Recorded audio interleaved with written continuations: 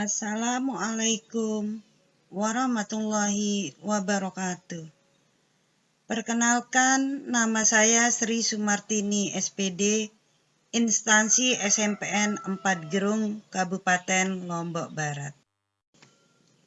Saya merupakan calon guru penggerak angkatan kedua Kabupaten Lombok Barat.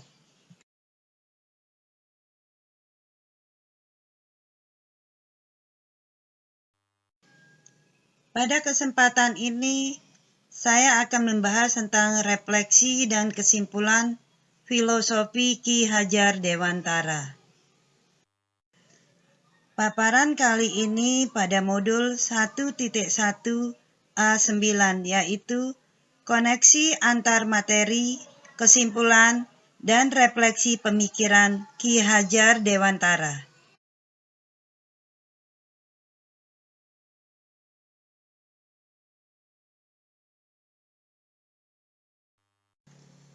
Bapak Ki Hajar Dewantara diberi gelar sebagai Bapak Pendidikan Indonesia. Pemberian gelar itu ditetapkan pada tahun 1059 oleh Bapak Presiden Soekarno. Gelar itu diberikan pada Ki Hajar Dewantara atas jasa beliau merintis pendidikan umum di Indonesia. Hari kelahiran Ki Hajar Dewantara pada tanggal 2 Mei ditetapkan sebagai Hari Pendidikan Nasional. Bapak Ki Hajar Dewantara terkenal dengan filosofi pendidikannya dan trilogi pendidikan. Filosofi pendidikan Ki Hajar Dewantara terkait dengan pertama, merdeka belajar. Merdeka belajar diartikan di sini dalam pembelajaran itu tidak ada tekanan. Artinya pembelajaran yang dilakukan itu dilakukan dengan rasa senang. Kemudian yang kedua yaitu kodrat alam terkait dengan lingkungan sekitarnya, tradisi dan budaya. Dan kodrat zaman yaitu terkait dengan perkembangan dari waktu ke waktu. Dalam pembelajaran, kita sebagai guru harus melihat kodrat alam, jadinya memanfaatkan lingkungan sekitarnya. Kemudian tradisi-tradisi yang ada di lingkungan peserta didik. Dan kodrat zaman di sini artinya guru itu menuntun anak didiknya sesuai dengan perkembangan zaman. Kemudian yang ketiga, budi pekerti. Budi pekerti di sini budinya itu terkait dengan cipta, karsa, dan karya. Sedangkan pekerti sendiri yaitu pikiran. Jadi sebagai seorang guru kita harus menuntun, mewujudkan cita-cita dari anak didik kita. Entah dalam bentuk karya-karya dan berbagai inovasi-inovasi yang bisa dikembangkan oleh mereka. Kemudian yang keempat yaitu pendidikan berpusat pada siswa. Artinya di sini tidak ada lagi pendidikan yang berpusat kepada guru. Jadinya anaklah yang diberi kesempatan untuk mengembangkan diri, mengeksplorasi segala kemampuan yang mereka miliki. Guru hanya sifatnya menuntun atau membimbing mereka. Kemudian yang kedua terkait dengan trilogi pendidikan, yaitu pertama ing ngarsa sung tulodo, yang artinya di depan jadi panutan.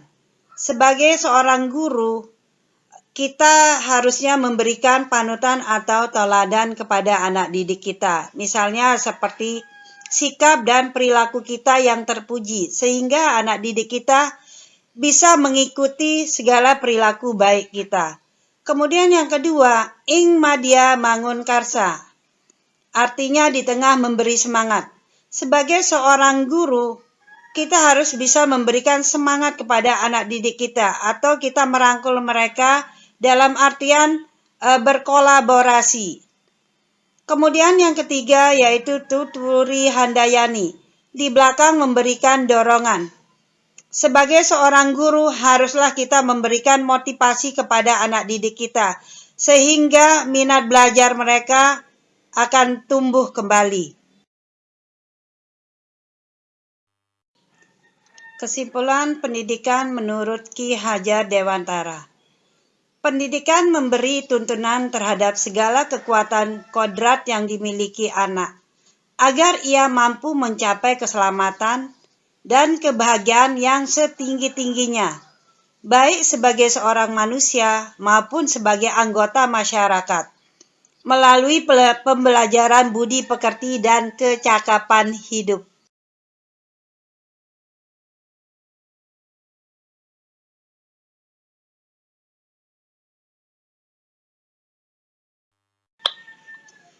Kemudian berikutnya, apa yang saya percaya tentang murid dan pembelajaran di kelas sebelum saya mempelajari modul 1.1. Kemudian, apa yang saya percaya tentang murid dan pembelajaran di kelas sebelum saya mempelajari modul 1.1. Yang pertama, murid ibarat kertas kosong. Yang kedua, cenderung menitik beratkan kepada penilaian kognitif. Yang ketiga, belajar di kelas yang sama dan cara mengajar yang sama, serta hasil yang sama. Yang keempat, pembelajaran berpusat pada guru. Yang kelima, terfokus pada penyelesaian materi.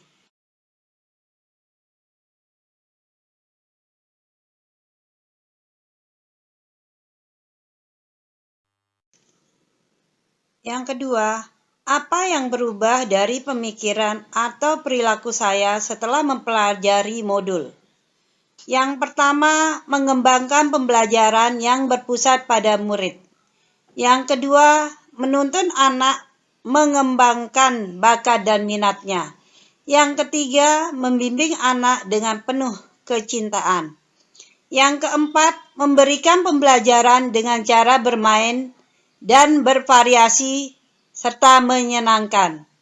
Yang kelima, pembelajaran bisa dilakukan di mana saja, dengan siapa saja, dan dengan cara yang beragam.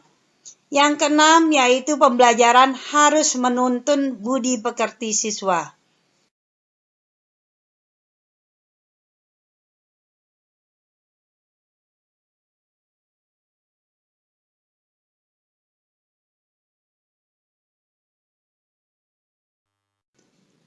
Yang ketiga, apa yang bisa segera saya terapkan lebih baik agar kelas saya mencerminkan pemikiran Ki Hajar Dewantara?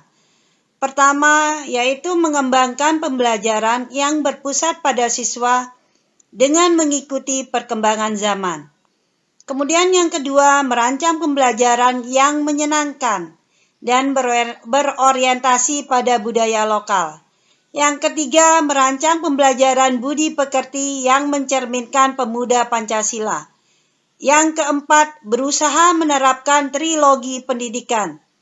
Yang kelima, memberi perhatian penuh dengan menuntun atau membimbing siswa dengan ikhlas.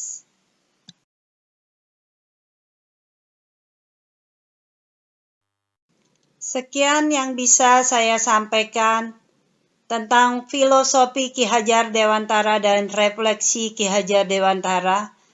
Terima kasih. Salam Merdeka Belajar. Sekian yang bisa saya sampaikan. Terima kasih.